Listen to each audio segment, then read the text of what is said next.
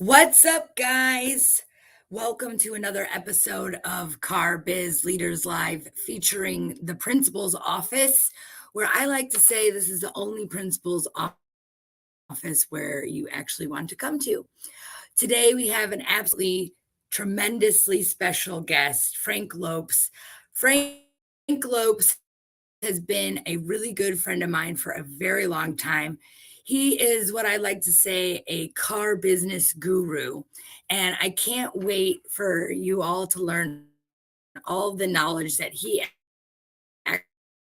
actually has to share with all of you. So, without further ado, we are going to get this party started with another episode.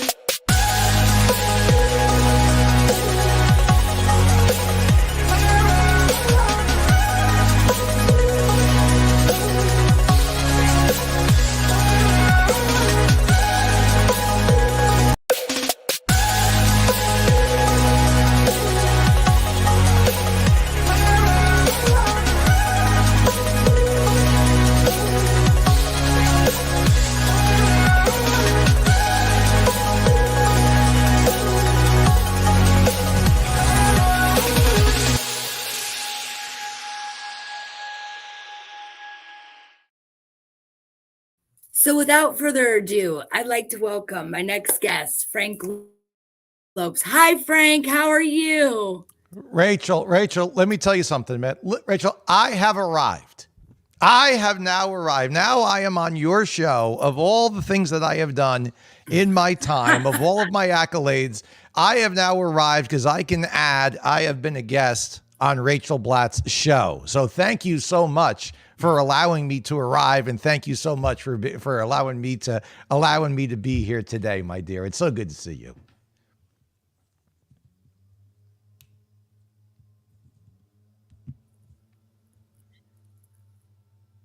Well, thank you. And, of course, we are having technical difficulties today, and I just want to murder the internet sometimes. So Well, don't go murdering bear it. with me. Don't go murdering it, Rachel, because if you murder it, show. nobody can use So, it. can you do me a favor and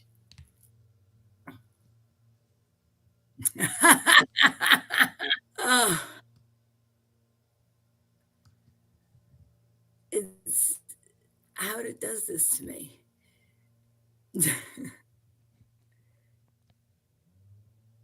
Hopefully it'll speed up for us.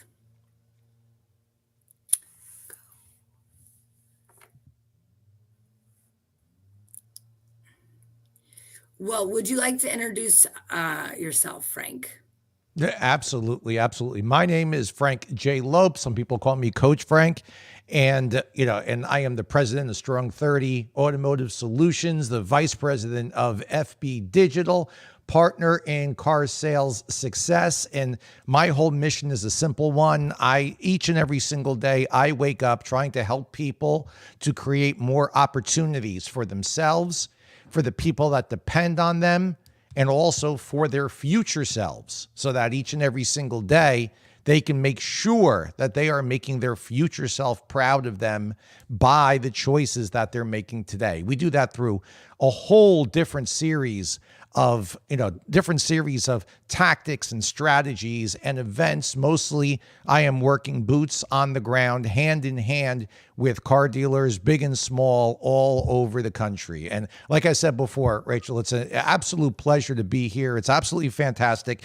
This is, like you said, this is a principal's office that most people most people want to come to and they want to be a part of and they want to sit in the principal's office. I just hope I'm not in trouble and I'm not going to get no detention because, I was not good with detention when I was in school. I probably won't be good with it today, these days either.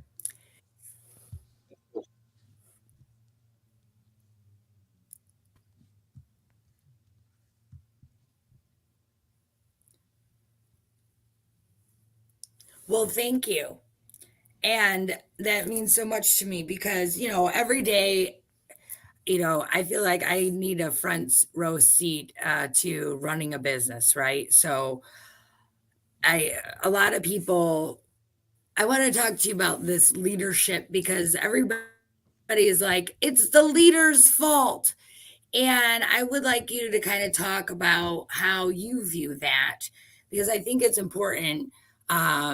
There's a lot of great people out there trying to do the best they can when it comes to running their business, managing their dealership. But what is your take on leadership and how do you help improve people's lives for them and help them grow bigger and accomplish the goals that they want to accomplish? Well, Rachel, you said before, there's a thing that goes around about, it's the leader's fault, about it being the leader's fault all the time. And you may not like this, or some people watching may not like this, but guess what? That's true. That is absolutely 100% true. It is the leader's fault. It always will be the leader's fault because it's the leader that is responsible to set the example for discipline and for consistency. Okay. It's the leader's responsibility to set up whatever the strategy and the tactics are going to be. It's also the leader's responsibility to hold everybody on the team accountable to make sure that everything gets done with discipline and with consistency, no matter what. And look, this isn't something that I'm saying. This isn't like this isn't like a Frank rule or a Frankism or something like that. This is just the way it is, man. This is the way that society looks at it. And this is the way that business looks at it because it's the absolute truth. If the team's losing, right, the manager gets replaced. That's the way that it goes. The manager gets fired and the manager gets replaced. The head coach gets the head coach gets replaced. Whoever the main leader of the team is, if the team is not winning, that is where the spotlight goes instantly. So it is always a leader's responsibility, and it's always going to wind up being the leader's fault. I don't mind that concept a little bit because I feel like if you take personal responsibility for everything in your life that happens to you, then you have the power to control it. On the other hand, I think there's, I still think it's difficult. I mean, for a long time, I've been growing into this position, right, of CEO, owner, and don't get me wrong, some things I've made many mistakes on, but there's other things too that are completely out of your control.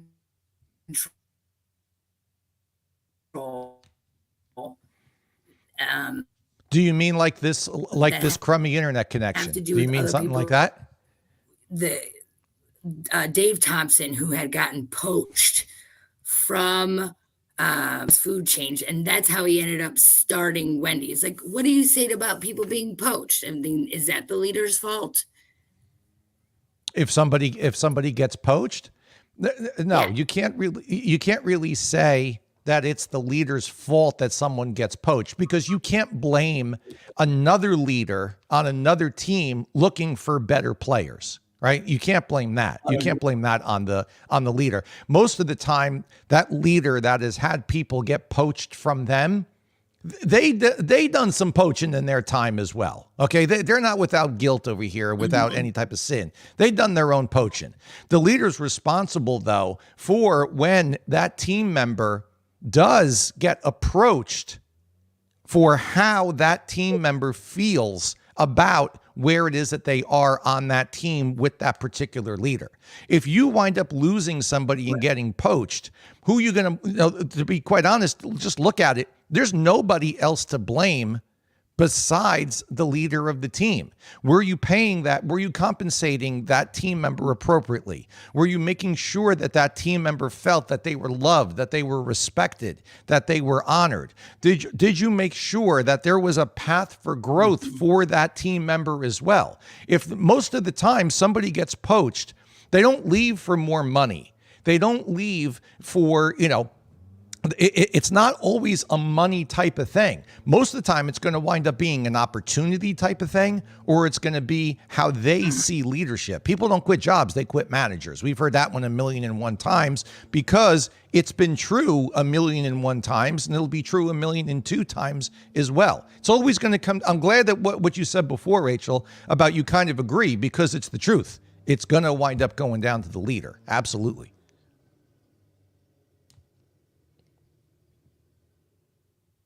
Right. And I have come a long way in my leadership. I was in sales for a very long time before I became a boss. Right. And so, and I also would like to give credit to some bosses. You have some good bosses, you have some bad bosses. Um, Sometimes I worked, and this is terrible to say, but I worked harder for some bad bosses. Like I was just trying to please them, or you could never be pleased. What are your thoughts on that? I mean, is that because I'm just got some twisted, abusive past going on here? I mean, look, it could be. It could be pleased. It could be. It could be a thing in your, it could be a thing in your past that makes you want to please the people that are the meanest to you, Mm-hmm. And look, and make no mistake, Rachel, when I say that it's always the leaders, that it's always the leader's fault and everything, I'm not saying that good leaders, right, that they're not good. I'm not saying that bad leaders are not bad. There's going to be good and bad because there's always going to be the human element involved in this. There's always going to be a certain amount of people that just should not be leaders in the first place. And then if you want to say, because this happens in automotive, right? This happens in retail automotive all the time. You're always going to wind up being at a dealership, and you're going to hear, the salespeople are going to say, if they speak to you in confidence and they're speaking to you honestly, they'll say things to you like, man, I don't know how Bob ever became a manager. Guy can barely tie his own shoes, and we hear that type of thing happen all the time. We've heard those words. Maybe some of us have thought those words in the past, right? We've thought things like that ourselves in the past, right? Don't say you didn't. You did. You're watching and you thought that stuff. Of course you did. All right. But here's the reality of it. Then you want to say, well, whose fault is that? Is it Bob's fault that he's a manager? No, it's the person that made him a manager. It's the person that picked him. He wasn't a good pick. He wasn't a good pick. But once someone is put into that leadership role, it does not mean that they've arrived. It does not mean that there's nothing else for them to learn. It doesn't mean that they are, that once your picture goes up on the website, on the staff page, and it says manager underneath it, that doesn't mean that you are now off of the hook for any type of future development or any type of future evolvement of yourself, right? Or any future learning. It just means that now it got harder. Now it got difficult. Now you thought it was hard before to be in sales and to close deals. How about when you're a manager now and you've got 4, 6, 8, 12, 20 some odd salespeople that are underneath you? It's a whole new responsibility. It's a whole new game. Man, the way you played the game before, you can't continue to play it that way. It's going to evolve and it's going to change. It goes right back to the beginning, right? Who's at fault for that not happening? The leader is the person who's at fault. Mm-hmm. If you're looking for fault, to be quite honest, and should we be looking for fault, or should we be looking for progress here? Let's say I pick a manager.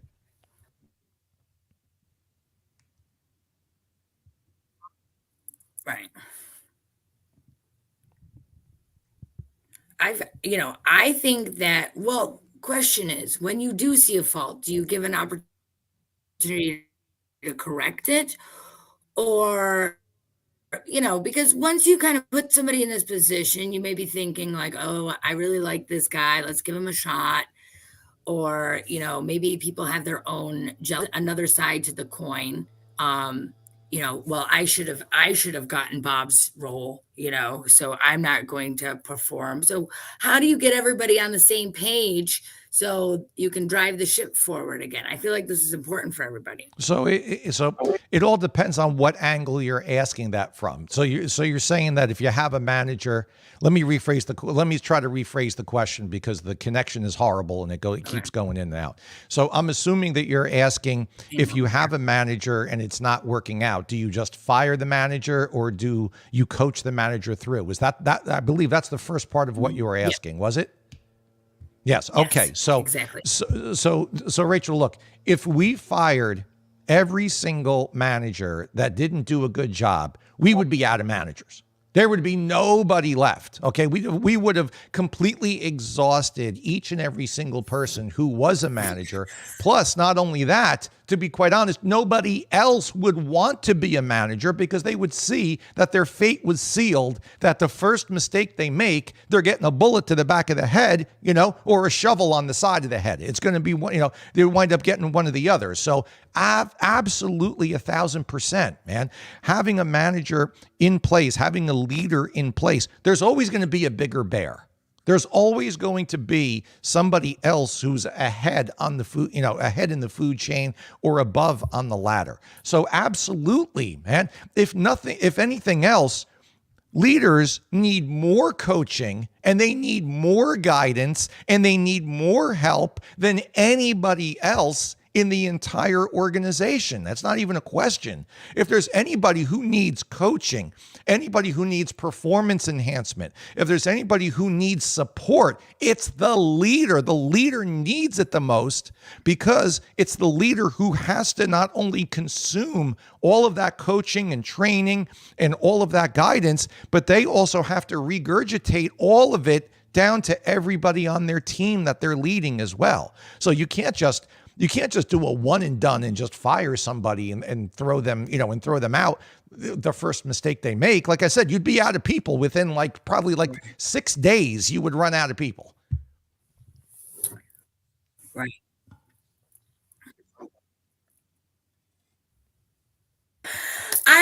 Yeah, exactly. And I don't know about you, but I have coaches, and because at some point somebody is going to have to say, okay, well, how, there's the law of lid where you have to. John Maxwell says the law of lid, where as you raise your leadership level, then everybody else rises up. They can only go as high as you go. So, we have to have the coaches. We have to have people that are holding us accountable to make sure that we're doing our best so we can deliver that to our people. And nobody's perfect, God bless us, but every day you want to try to get better. And that's one of the things that I just try to do. Like, okay, this is me at year 7, 8, 9. Like, as a boss, we gotta continue to elevate and that level of leadership. Would you agree? Absolutely. Look, like I said earlier, during the show, once you become a leader, that does not mean that you have arrived, that you're done and you checked out. That every word that you say from that point going forward, that it's going to be put in the big book, and everything that you say is going to be written in red. That's not the way that it works. That's not the way that it's going to work. You're a human being. Leaders are human beings just like team members are. And of course, maybe they're a little bit further down the road. Maybe they got a little bit more time in, but that does not mean that they are not still a continually evolving human being. There's going to be things that they're going to forget. There's just going to be natural changes in any marketplace or in any circumstance that are going to require more learning, updated learning. It's going to it's absolutely, it's going to happen. So it's necessary, man. It's absolutely necessary that leaders need to be looking at themselves saying, how do I become a better leader today than I was yesterday? And they don't need to be doing that like once a year. They don't need to be doing it once every 6 months, or once a quarter. They need to be doing it each and every single day without exception, disciplined, and with 100% consistency. There's a reason that leaders are in the position that they are in. They are setting the tone. They are setting the pace for everybody that's on the team. If they're not constantly evolving, nobody else is constantly evolving. That's why in Strong 30 training, we spend so much time working with managers. This is why working with managers is just as important as working with salespeople. And this goes across the board, not just for what we do, but it should be for what a part of every single organization does. Somebody can come in and train and teach, and that's all, and that's all great and all beautiful and everything. But the leaders are the ones who are left behind. The leaders are the ones who are there every day. If they're not singing the same song, if they're not marching at the exact same rhythm and the same pace, then guess what? All of it's going to fall apart. And it's all going to be left to its own devices, which we all know more times than not lead in a negative result. Way more times than not. I have a really good question. How do you keep your content relevant? Because as we're trying to improve. How do we know what we're doing is the right thing to do? You need to always, number one, you need to always be a student of the game. Whatever your game is, it doesn't make a difference. You need to you have to continue to stay positive when all of the whole automotive gets shook up every couple of years. Right? Could you repeat the question, please? Because the lag in the internet is horrible. Sorry about this. How do you continue to stay relevant? How do you mix up? Like every 3 years, you have a very interesting take on how to stay out the UAW before. You take a completely opposite approach to most people that I watch on the internet. So how do you know that that's the right way? Well, there's a few things. Number one, I always stay a student of the game. There's a reason why when we first started the show today, why I said I have arrived in that joking way, right? Because number one, I love you, so I have arrived, right? But number two, because of the fact that it is a joke. It's totally a joke.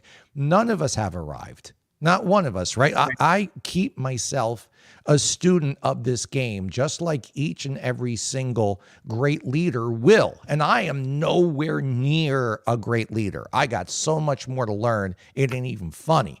But I keep myself in that mode all the time. It's that mode that makes it so that I challenge consistently. I challenge each and every single thing that's going on, what I'm teaching, how I'm teaching it, the modes. This past weekend, literally, my team and I, we took my studio completely apart and rebuilt it with new computers, new cameras, new teleprompters, right? The only thing that we kept out of the whole thing was this microphone right here, this microphone, this stand, and like 2 other pieces of equipment. Besides that, everything got ripped down and everything got replaced. Why? Because we're always looking to improve. If there's something that we can do that's going to make our live virtual training, like, similar to what we're doing here on this show, if it's something that we're going to make that's going to make that better, we're going to look for it, we're going to investigate, and we're going to do it. If there's something that's going to make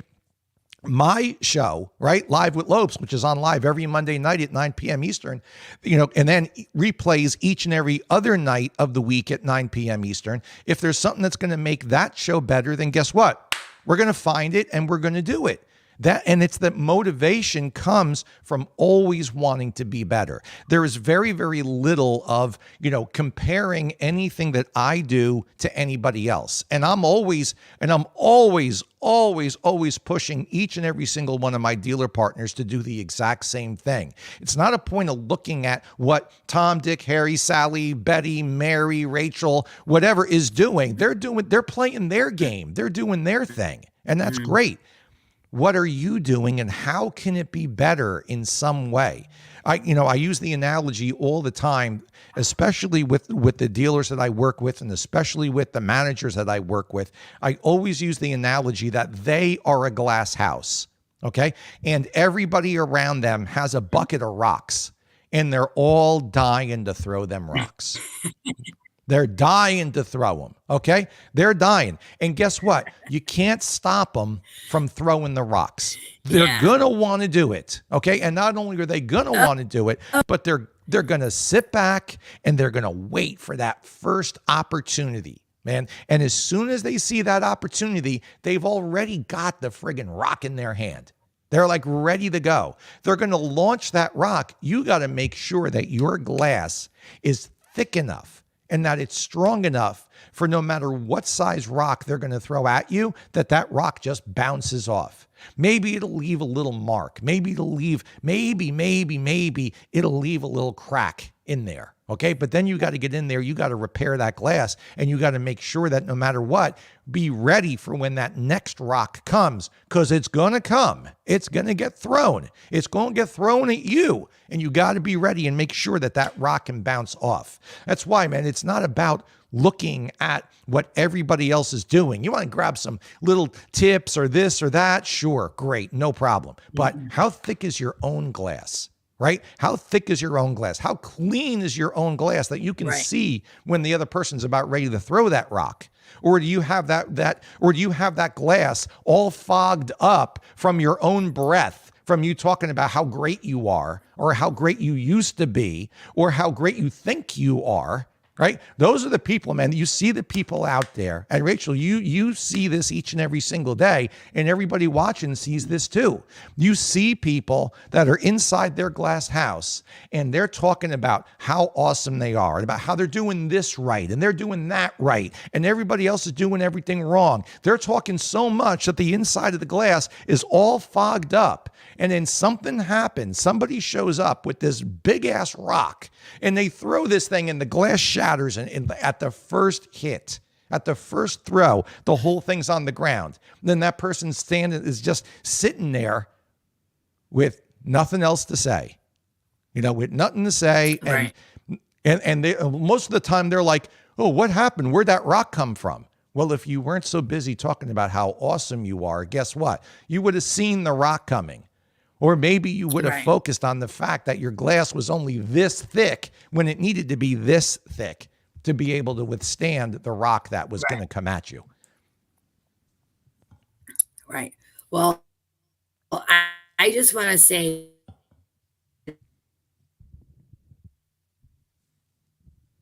that I love your show, and you have showing you what's up, and I love that you are giving back to the community and of our industry, because I think it's so important.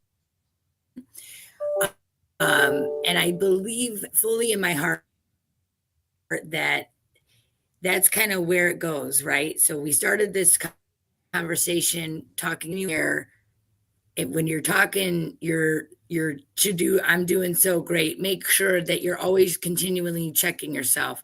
So it starts with checking yourself first. And I just absolutely love that. Really quick, let's do a couple of, I'm going to call this fun facts about Frank. Okay.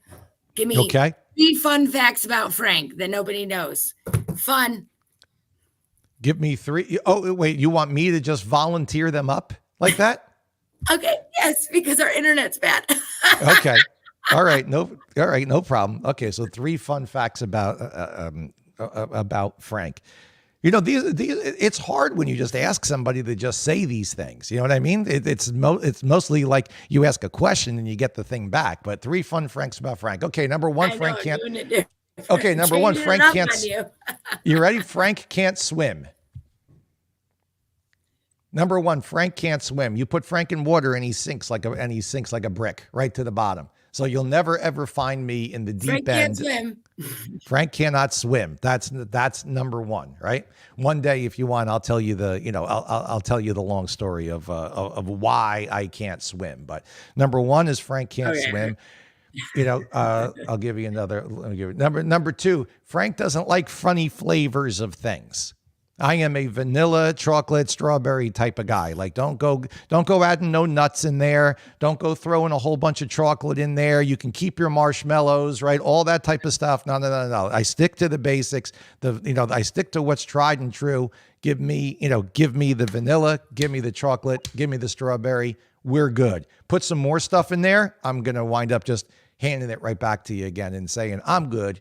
I'm good. Thank you very much. Fun fact number three about Frank. Let's see something. When you're talking about yourself, everything is obvious. You know what I mean? Everything seems so obvious. Okay. Fun fact number three, not really very fun, but in kindergarten, first grade, and second grade, Frank was in speech therapy classes. How about that? So kindergarten, first grade. Yeah, kindergarten, first grade, and second grade, I was in speech therapy classes because I spoke with an accent. When I went into kindergarten, I was completely fluent in Portuguese and in English, which made it so that I had a little bit of an accent. And at the time that I went to school, accents and things of the sort. They did wonderful. They did a great job. Yeah, they made me talk like this. Yeah, they made me talk like this ape now. Great. They did a fantastic job, Rachel. Yeah, making me talk the way that I talk right now, At that time, accents were not, they were frowned upon, very, very frowned upon. So we went through a whole series, like I said, 3 years of speech therapy, of speech class at school for the person who has stood on stages and spoke in front of tens of thousands of people, who trains hundreds of salespeople each and every single week, who has, I don't even know the last count. What's the last count? Like 100 and some odd thousand views of Live with Lopes each and every single month, first, second, third grade. You wouldn't, I had to go to speech class. And I'll tell you a little funny fact with that is one time on Live with Lopes, I interviewed Roger Love. I don't know if you know who Roger Love is. Most people don't know who he is. But Roger Love is a professional voice coach, and he's a voice coach. Yeah, he's a voice coach for major recording artists, every single genre you can think of, and also for actors. He teaches accents to people. So he taught Bradley Cooper, for example, how to sing for the movie A Star Is Born. He taught Damian Lewis the New York accent so that he could play Bobby Axelrod on Billions. All right. So nice. I love that show.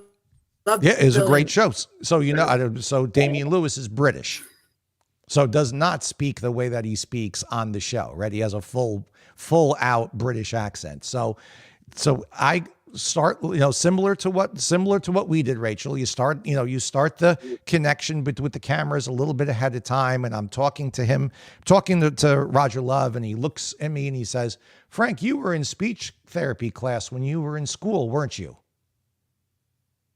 And I was like, "How did you know that? Like, nobody knows that." And he's like, "You could tell." He goes, "I could tell you were in speech therapy. You were in speech therapy because you had an accent, didn't you?" And I'm like, "Yeah, I did have an accent." "Now, how can you tell?" And he's like, "Well, number one, you're from New Jersey, but you don't have a New Jersey accent. Number two, I could see that you've had corrective training in your speech, because whenever you hit a vowel, you pull the corners of your neck back and your neck muscles engage." And I had to teach the exact same thing to Damian Lewis for him to do the New York accent. So if you watch the show Billions, and at this point I'm like I'm like blown away by what by what he's saying. So he says, if you watch the show Billions seasons 1 through 4, you will notice that they're always shooting Damian Lewis from this side, from his left side all the time. And you could see the muscle engage in his neck. And then you'll notice that from season 5 on, they shoot him from this side the most, so you can't see the muscle. And I'm like, well, I don't even know where to take our interview now, but okay, let's start, and we're live. Like I just kind of went right into it because I was just so floored that somebody could see through a camera connection, an internet camera connection, much better than yours today, Rachel, as a matter of fact. But that they could see that I was taking, that I was in speech class. Yeah. How many years ago was that? 40 some odd years ago. I want to. Well, that's amazing. So I really want to just thank you so much for being the most amazing person for your time today. And I apologize about my internet, but show, it's amazing. I love watching it. You have some amazing guests as well. And hopefully we can do this again with better connection. But I'm always connected to you, my friend. So final words of advice out there for people who are rolling and who are principals who find or build a better business. Let's go final advice. Very simple. Two words, two simple words: discipline and consistency. Okay. Discipline, doing what needs to be done, when it needs to be done, how it needs to be done, whether you feel like doing it or not. And then consistently doing it over and over and over and over again without fail.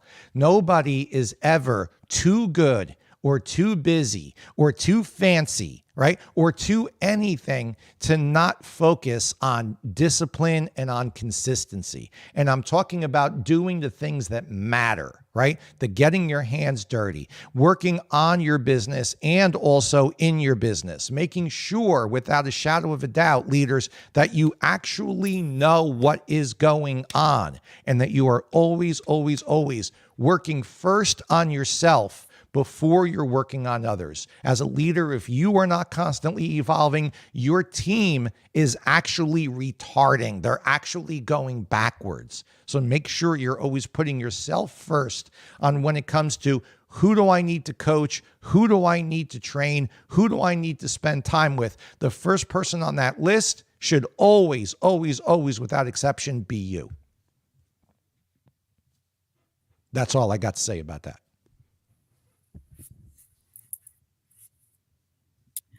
Well, listen, you have been amazing. Please like, subscribe, and if you really enjoyed this, share it along and itself. But I'm super grateful for your time. That's watching. This is the principal's office. Thank you again. And Frank, you're amazing. Love you, bud. Thank you again. Thank you.